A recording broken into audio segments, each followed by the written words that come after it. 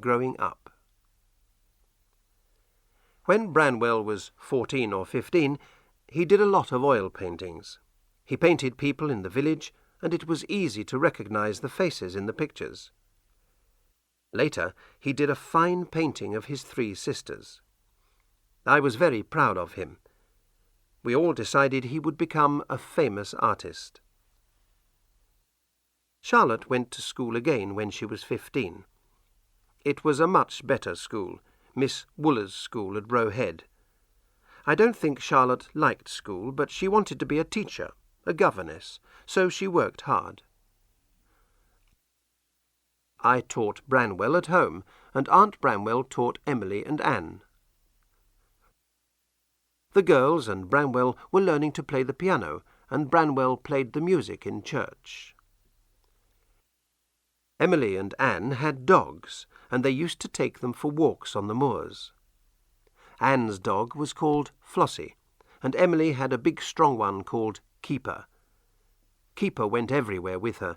I think Emily loved that dog more than any person. Emily was sometimes a difficult child. She was very shy and did not often speak to anyone outside the family. When she was older, I sent her to school with Charlotte, but she hated it, so I brought her home and sent Anne instead. Branwell was not shy. He could talk to anyone for hours. Everyone in Haworth liked him. I remember the day in 1835 when Branwell went to London. He was 18 years old, and he was going to the Royal Academy in London to learn to be an artist. He walked down the hill in Haworth with a bag of his best paintings on his back, and everyone in the village came out to see him go. That was a great day for me. Something terrible happened in London, but I don't know what it was. Branwell came back 2 weeks later, his face white, his clothes dirty. I don't know where he went or what happened in London. He refused to tell me. He just sat upstairs, alone in his room, for hours. Later, I paid for a room in Bradford for him to work in.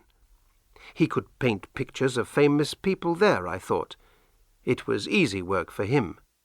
But he couldn't do it. He spent all my money and came home again after a while. This was a sad time for me. My eyes were very bad, and I had to pay a young curate to help me with my work for the church. My old servant, Tabby, broke her leg and was very ill. And then, one day, I got a letter from Miss Wooler's school. My curate read it to me. "Dear Mr. Bronte," the letter said, "I am afraid that your daughter Anne is very ill, and I don't think I ever moved so fast in all my life. 6 hours later I was at Roe Head. The next day Anne and Charlotte were home. Anne was still alive, thank God. A month later she was well again.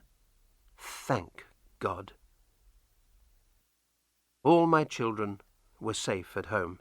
I was happy to have them here. They were so clever and kind, and they loved each other so much.